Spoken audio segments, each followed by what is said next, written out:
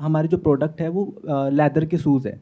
मैं हूँ, मेरे चाचा हैं और मेरे एक ताऊ जी हैं, तो हम 3 मिलकर हमने कारीगर्स रखे हुए हैं। तो उसमें क्या है कि हमारे पास ना कुछ लिमिटेड डिज़ाइन्स है जूतों के, और हम उसको मैन्युफैक्चर करते हैं, जिसकी कॉस्ट लगभग, मतलब हमारा जो प्रोडक्ट तैयार होता है और जब हम उसको बेचते हैं तो लगभग 50% का मार्जिन रहता है प्रॉफिट में। मतलब जितने का हमारा प्रोडक्ट तैयार हो, उससे हम 50% आराम से कमा लेते हैं। मेन का फुटवेयर है, विमेन का है? Only mains. तो सर अभी हमारे साथ हमारी मतलब प्रॉब्लम क्या है कि जो हमारी मार्केट है वो सिर्फ एक जैसे छोटी सिटी हो गई, वहाँ पर जो मेन मार्केट हो गई, हमने वहाँ पर दुकान डाली हुई है। हम वहाँ पर जितनी भी उस एरिया के जितने भी बंदे हैं, हम उन सबको कवर कर लेते हैं, उनको अपने प्रोडक्ट सेल कर दे रहे हैं।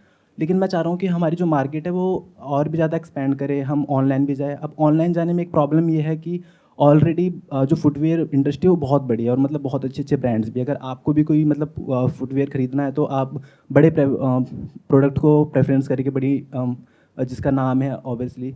तो अब हमारे साथ ये दिक्कत है कि अगर हम उसको ऑनलाइन उतार रहे हैं तो उसमें कॉस्टिंग भी ज़्यादा आ रही है, और अगर वो प्रोडक्ट हमारा महंगा हो जा रहा है तो फिर उसको कोई कस्टमर हमारे जूते को क्यों प्रेफर करेगा, क्योंकि अगर उसको उतनी ही रेंज में अगर कोई खरीदना है तो वो क्यों ना एक ब्रांड का खरीदें। अभी आपका काम कैसा चल रहा है? कितनी शॉप्स हैं आपकी और आपकी फैमिली की? एक मेरी है, चाचा की इंडिविजुअल, और एक ताऊ जी है उनकी है। कितने कारीगर रखे हुए हैं आपने? सर जो जूती के लिए उसमें 2 कारीगर है और जूती के लिए सिर्फ एक है। टोटल 3 कारीगर हैं। और इन शॉप्स पे कितना स्टाफ होगा और कितने आप लोग, सब आप वहीं बैठते होंगे? हम ही इंडिविजुअली संभालते सभी। अच्छा, जैसे आप लोग ही चाचा की संभालते है हो? तो चाचा संभाल रहे हैं, हमारी है तो हम संभाल रहे हैं, और ताऊ जी की तो वो संभाल कोई रहे हैं। स्टाफ नहीं रखा हुआ है नहीं, अभी? अभी कोई अच्छा, staff तो छोटे लेवल पे है। बिल्कुल बहुत छोटे लेवल पे। और वहाँ पे कितनी वैरायटी होगी, मतलब कितने तरह के जूते रखते हो आप? सर जूते तो हमारे पास, मतलब हम डिज़ाइन का उसमें फ़र्क होता है। जैसे कि अब हम कोई जूता मैन्युफैक्चर कर रहे हैं तो हमारे पास उसकी डाई होती है और एक फर्मा होता है जिस पे पूरे जूते का डिज़ाइन बनता है। तो वो जो फर्मा बनाना या फिर डिज़ाइन तय करना है ना, वो काफ़ी ज़्यादा कॉस्टली होता है, और फिर उसके लिए हमारी उस तरह की ना क्रिएटिव थिंकिंग होनी चाहिए कि हम जूते का डिज़ाइन दे पाएँ। तो हमारे पास इस समय बहुत ज़्यादा डिज़ाइन नहीं है, ऐसे कुछ 9 से 10 डिज़ाइन है, जिसी को हम रिपीट करते रहते हैं। जैसे कि उसी में कोई कलर चेंज हो गया, टैन कलर दे दिया, ब्राउन कलर दे दिया, ब्लैक कलर दे दिया, वाइट दे दिया। तो इस तरह से ना हम उन्हीं डिज़ाइन में खेल रहे हैं बस आपस में। अच्छा, ये बताओ, जो ब्रांडेड शूज होते हैं उनकी जो रेंज है, जो सबसे कम वाली, जी। उसमें और आपके प्राइस में कितना डिफरेंस है? सर डिफरेंस, हाँ मतलब अच्छा खासा है। जैसे हम जो हमारे अच्छा रेंज है ना वो 600 रुपये के आसपास हम देते हैं, और जो उनका लोवेस्ट रेंज है वो 800-900 रुपये, मतलब 200 रुपये के आसपास का डिफरेंस है। मतलब आप कह रहे हैं कि जो ब्रांडेड है, जो अच्छे ब्रांड्स जी। हैं, उनका जो लोएस्ट रेंज है वो 800-900 रुपए है, तो आपकी वही चीज 600 रुपए में है, जी। जिसकी कॉस्ट आपको 300 रुपए आ रही है। हाँ, राइट? बल्कि उससे भी कम आ रही है। और हमारे जो प्रोडक्ट है ना सर, जैसे हमें फीडबैक मिलते हैं हमारे कस्टमर से, जो एक बार लेकर चला गया तो वो 1 साल बाद आ रहा है। जो आप कर रहे हो ये बहुत इंटरेस्टिंग है, इसमें बहुत ज़्यादा पोटेंशियल है, आपको इसमें एक्सपीरियंस भी है, आपका फैमिली बैकग्राउंड भी है। अब सिर्फ एक चीज़ रह जाती है कि इसको स्केल कैसे किया जाए। यानी कि अगर एक बात बताओ मुझे कि अगर अभी हम डिस्कशन करते हैं और अभी आपकी जो सेल है जी। वो 10 गुना बढ़ जाती है, तो पीछे से जो प्रोडक्शन है उसको मैनेज कर लोगे आराम से, बिल्कुल बिल्कुल। आप और आपकी फैमिली मिल करके? जी। तो वो प्रॉब्लम नहीं है। नहीं। Right? Supply is not a problem, demand is problem. जी। अभी ऑन एन एवरेज कितनी सेल हो रही है आपकी शॉप पे महीने की? हमारा प्रॉफिट हो जाता है लगभग 25 से 30 हज़ार के आसपास। तो सेल हो जाती होगी मे बी लाख रुपए के आसपास। जी।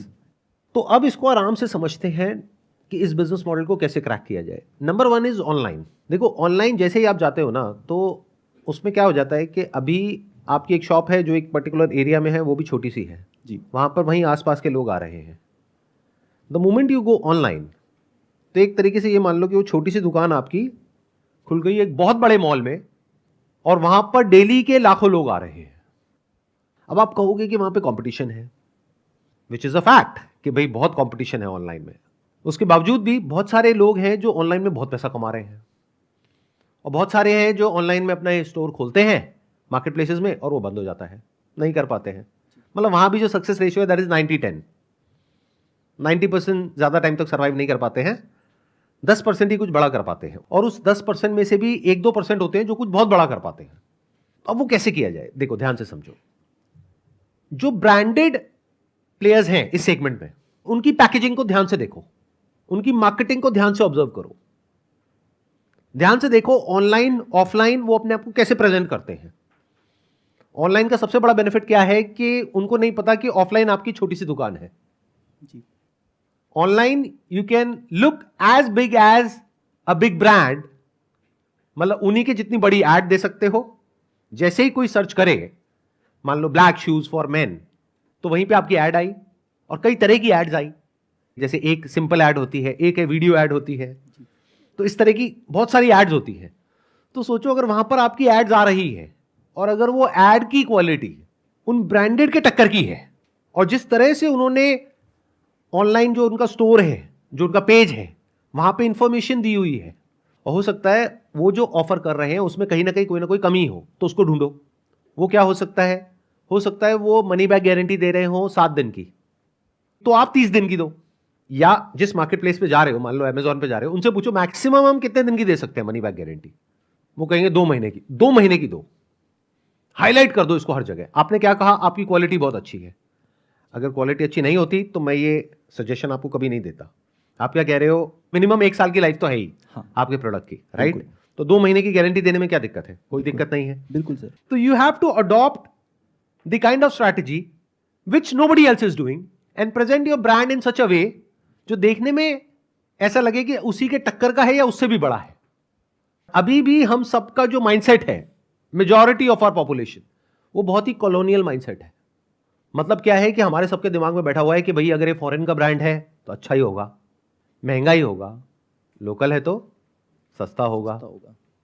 तो नाम ऐसा रख दो जो देखने में ऐसा लगे कि कोई बाहर का ब्रांड है, तो आपकी एक प्रॉब्लम सॉल्व हो गई। बिल्कुल, कि लोगों ने सुना नहीं है उसके बारे में। अरे जब बाहर का ब्रांड है तो नहीं सुना होगा ना। Yes sir. आपको एक इंटरेस्टिंग आइडिया देता हूं। इस बिजनेस में थोड़ा बहुत पैसा लगा सकते हो। हाँ। कितना तक? 2 से 3 लाख तो मैं कर लूंगा अभी भी। कर लोगे ना जी? ठीक है। आपका ₹1,00,000 लगेगा। पेरिस में जो डिजाइन फर्म्स है उनको कॉन्टैक्ट करो। Why Paris? Because Paris is the fashion hub of the world. तो आपने वहां पे जो डिजाइन फर्म्स है उनको कॉन्टैक्ट किया कि हमको अपने शूज के कुछ डिजाइन बनवाने हैं, और आपको पता है कि इस तरह के शूज ज्यादा बिकते हैं। वो आपको अपनी शॉप पे भी पता है, और ऑनलाइन भी आप जाओगे तो आपको दिख जाएगा कि 1000 तरह के डिजाइन होते हैं, लेकिन बिकते यही 2-3 है जी। तो उनको बोलो ये 2-3 डिजाइन है, इसी को आपको इंप्रूव करके मुझे देना है। और छोटी डिजाइन फर्म को हायर करो, बड़ी को नहीं, क्योंकि बहुत पैसा लग जाएगा। तो कोई छोटी सी फर्म होगी, वो मान लो एक डिजाइन का आपसे ले लेगी $200, तो 3 डिजाइन का कितना हो गया? $600।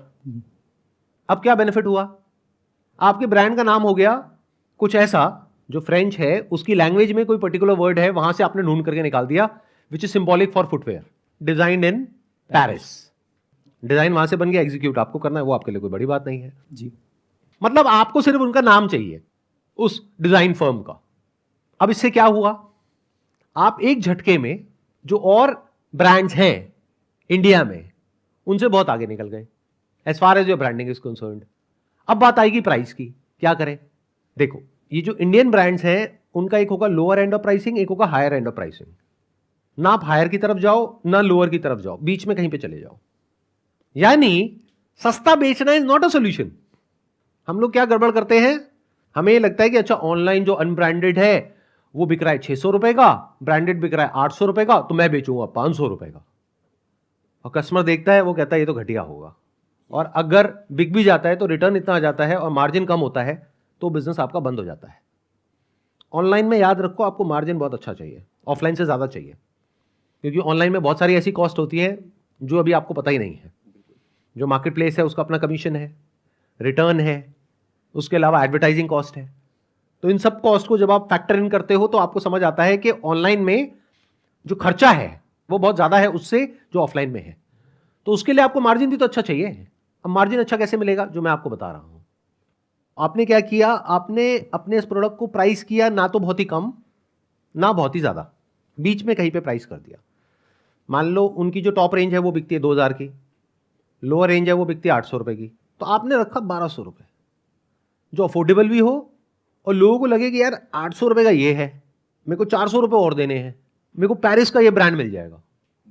अब ये सोचो कि जो भी कैंपेन है उसमें ऐसा क्या इंटरेस्टिंग आप कर सकते हो जो देखने में ऐसा लगे कि ये एक्चुअल में कोई बहुत बड़ा ब्रांड है। क्योंकि देखते ही ना हमारे माइंड में एक इमेज क्रिएट होती है कि ये ब्रांड बढ़िया है, घटिया है, सस्ता है या महंगा है।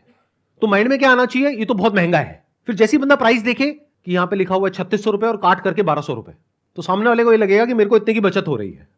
अच्छा, 3600 की चीज मेरे को 1200 में मिल रही है। सर यहाँ पर एक चीज़ और भी कर सकते हैं कि जैसे हम हमारा जो है ना वारंटी अभी भी देते हैं, हमारे कस्टमर्स को हम 1 साल की वारंटी देते हैं कि तुम्हें कोई भी प्रॉब्लम है आप लाकर हमें दे सकते हैं, क्योंकि हमारे पास तो कारीगर बैठे हैं, अगर उनको कोई भी दिक्कत है इस तरह की तो हम उसको रिप्लेस करा देते हैं, उस पर मतलब उसको रिपेयर करा कर उनको वापस कर देते हैं। उससे कस्टमर की जो ट्रस्ट है ना वो हमारे पर बढ़ता है कि भाई इनका जो प्रोडक्ट है वो अच्छा है। जब हम बेच रहे होते हैं ना तब भी हम बताते हैं कि 1 साल की वारंटी है, तो 1 साल तक तो हमारी तरफ से कहीं नहीं जाने वाला, बाकी और भी चल जाएगा तो वो आपके ऊपर है। This will make you different from all other players in the market, और बाकी लोग ये नहीं कर सकते। देखो, एक नए ब्रांड का फायदा क्या होता है, एक छोटी कंपनी का फायदा क्या होता है, आप मार्केट को डिसरप्ट कर सकते हो। आप मार्केट में कुछ ऐसा कर सकते हो जो बड़े प्लेयर्स नहीं कर सकते, क्योंकि वो जो बड़े प्लेयर्स हैं उनकी रेवेन्यू है मान लो 1000 करोड़ की, जहां उन्होंने छोटी सी भी छेड़खानी करी तो उनको 200-300 करोड़ का नुकसान हो जाएगा। बट आपके पास तो अभी खोने के लिए कुछ है ही नहीं, तो आप तो कुछ भी पंगे ले सकते हो, हिला दो पूरी की पूरी मार्केट को। ये एक छोटे ब्रांड का एडवांटेज होता है। बट हम क्या गड़बड़ करते हैं, जो बड़ा ब्रांड ऑफर कर रहा होता है उससे भी घटिया ऑफरिंग देते हैं या उसको मैच करते हैं मैक्सिमम। मैं कह रहा हूं कि एक ऐसी ऑफरिंग दो जो वो बड़े ब्रांड करने के सपने में भी नहीं सोच सकते, और जो मनी बैक गारंटी होती है वो भी 30 दिन की दो। अगर वो लोग 7 दिन की दे रहे हैं तो सामने वाला बंदा और दिमाग लगाएगा कि अच्छा मैं पहन करके ना 30 दिन बाद वापस कर दूंगा। लेकिन अगर उसको पसंद आ गया है, जूता ऐसी चीज है कि एक बार पैर में फिट हो जाता है ना, या तो होता है या नहीं होता है, 2-3 दिन लगते हैं, एक बार फिट हो गया तो वो जल्दी से कोई चेंज नहीं करता है। तो आपको पता है कि रिटर्न आने के चांसेस बहुत कम है अगर ढंग से इसको किया तो। अब इसमें आपको कोई ऐसा इंसान चाहिएगा जो ब्रांडिंग को और मार्केटिंग को समझता हो। मेरा एक फ्रेंड है, वो मतलब जो डिजिटल मार्केटिंग कर रहा है इस समय। डिजिटल मार्केटिंग जो कर रहा है वो आपको हेल्प करेगा ये सब मार्केट प्लेसेस में लिस्ट करने के लिए, यहाँ पे टाई अप करने के लिए, अच्छे से प्रोडक्ट डिस्क्रिप्शन डालने के लिए, रिव्यूज लेने के लिए, उन सब चीज़ों के लिए। बट मैं जिसकी बात कर रहा हूँ, मैं कह रहा हूँ इसको कैसे पैकेज करना है, कैसे पोजीशन करना है, तो वो प्रीमियम दिखाने के लिए अपने प्रोडक्ट को, कि वो देखने में लगे कि जो एग्जिस्टिंग ब्रांड्स हैं उनसे भी ज़्यादा प्रीमियम है। उसके लिए आपके पास में 2 ऑप्शंस है। एक तो ये कि कोई ऐसी डिज़ाइन फर्म को हायर करो जो बहुत बड़ी ना हो, लेकिन वो जो बंदा है उसने बड़ी बड़ी डिज़ाइन एजेंसीज में काम किया हो, तो वो आपसे लेंगे मान लो 20-30 हज़ार रुपये, 50 हज़ार रुपये। अब ये सुनने में आपको बहुत बड़ा लगेगा, आप कहोगे 50 हज़ार रुपये पैकेज का डिज़ाइन बनाने का, मतलब पैकेज का नहीं, जो डब्बा है उसकी कॉस्ट तो अलग है, सिर्फ डब्बे का डिज़ाइन बनाने का, लोगो बनाने का, मान लो वो 1 लाख रुपये आपसे ले रहा है, और आप और आपके जो फैमिली मेंबर्स हैं वो सब क्या कहेंगे कि ये तो बहुत महंगा है, लाख रुपए उसको देने की क्या जरूरत है, वो हमारे पड़ोस में बैठा है ना प्रिंटर, वो 2000 रुपये में कर देगा ये सारा काम, उसी से करा लो। तो आप समझे क्या गड़बड़ हुई। आप ये नहीं समझ पाए कि ये एक इन्वेस्टमेंट है, ये कॉस्ट नहीं है। कॉस्ट में और इन्वेस्टमेंट में फर्क होता है। Packaging is not different from product. Product तो ऑनलाइन से उनके घर में बाद में पहुंचेगा, बाद में उनको समझ आएगा। अरे परसेप्शन तो पहले ही बन जाएगा देख करके, and based upon that perception या तो वो रिटर्न करेंगे या नहीं करेंगे। तो आपका पूरा बिजनेस मॉडल टिका है how you present yourself, how you package the product. इसके लिए आपको कोई बढ़िया बंदा चाहिएगा, और मैं बता रहा हूं अगर वो बढ़िया बंदा होगा, देखो अगर बहुत बढ़िया होगा तो वो तो 5-10 लाख रुपए लेगा आपसे, और अगर कोई जैसे मैं बता रहा हूं कोई मिड लेवल का बंदा हो लेकिन उसका काम ऐसा हो जो आपको देख करके समझ आ रहा है कि हाँ एक बड़े ब्रांड वाली फील आ रही है, तो वो लाख 1 रुपए में इस काम को कर देगा। समझ गए। तो ये लाख रुपए को कॉस्ट मत समझ लेना, ये most important part of the business है। इसी वजह से लोग कुछ बड़ा नहीं कर पाते हैं, क्योंकि वो खुद करते हैं। ये बहुत बड़ा सीक्रेट है जो मैं आप लोगों को बता रहा हूं। बिना किसी ब्रांड का नाम लिए मैं आपको एक बात बोल सकता हूं पूरे कॉन्फिडेंस के साथ कि जो भी ब्रांड्स आपके दिमाग में छपे हुए हैं, जैसे फॉर एग्जांपल मैं बोलता हूं ब्लूटूथ हेडफोन, तो कोई ब्रांड आता है माइंड में? आता है ना? उसकी पैकेजिंग कैसी है, उसकी ब्रांडिंग कैसी है, कैसे उसने अपने आप को पोजीशन किया हुआ है, कैसे आपके माइंड स्पेस को कैप्चर किया हुआ है, ये जो सारा खेल है ये डिजाइन का है। It is all designed. तो इस पूरी स्ट्रैटेजी को क्रैक करने के लिए आपको क्या चाहिए? एक ऐसा इंसान चाहिए जो डिजाइन को समझता हो, जिसको उसमें 5-10 साल का एक्सपीरियंस हो लेकिन अभी फ्रीलांसिंग कर रहा हो, या फिर मान लो आपके सर्कल में कोई है जो बड़ी एड एजेंसी में काम कर रहा है और वो पार्ट टाइम बेसिस पे ये कर दे आपके लिए, और वैसे ही 50-60 हज़ार रुपए ले ले। ऐसे बहुत लोग मिल जाएंगे। फिर आपको चाहिए जो प्रिंटर जो उसको एग्जीक्यूट कर सके उस डिजाइन को, वो डिजाइनर ही आपको बता देगा, या फिर आपको ढूंढना पड़ेगा कि दिल्ली एनसीआर में सबसे बढ़िया प्रिंटर्स कौन से हैं जो इस तरह की प्रिंटिंग करते हैं। तो ये हो गया पैकेजिंग का पार्ट। फिर आपको चाहिए एक ऐसा इंसान जो कि ये ऑनलाइन मार्केट प्लेसेस का जो पूरा का पूरा मॉडल है इसको अच्छे से समझते हैं, तो entrepreneurship is all about bringing things together. ध्यान से सुनना, ध्यान से समझना। मैं दोबारा से रिपीट करूंगा इस बात को। आप लोगों के माइंड में क्या गलतफहमी बैठी हुई है कि वो लोग जो बिजनेस में बहुत पैसा कमाते हैं उनमें कुछ एक्स्ट्रा ऑर्डिनरी होता है। अरे नहीं, एक्स्ट्रा ऑर्डिनरी आप में होता है, वो लोग जो जॉब करते हैं। ये बात समझ आई? Yes sir. जैसे स्टीव जॉब्स एप्पल के को फाउंडर जो थे, उनमें खुद में कुछ भी एक्स्ट्रा ऑर्डिनरी नहीं था, बट उनको यह पता था कि जो सामने वाला इंसान है जो उनके वहां पे काम कर रहा है उसमें क्या एक्स्ट्रा ऑर्डिनरी है। तो हर डिपार्टमेंट में एक्स्ट्रा ऑर्डिनरी लोगों को साथ में कैसे लेकर के आना है, ये एक एंटरप्रेन्योर का रोल होता है कि जो बेस्ट इंसान है उस पर्टिकुलर एस्पेक्ट ऑफ बिजनेस में उसको कैसे हायर करना है, या तो फुल टाइम बेसिस पे अगर आप बड़े हो तो, अगर छोटे हो तो कैसे उससे काम करवाना है। बहुत सारे ऐसे एंटरप्रेन्योर्स हैं जिनको मैं जानता हूं जिनके अंदर कोई स्किल नहीं है और वो अरबों खरबों रुपए कमा रहे हैं।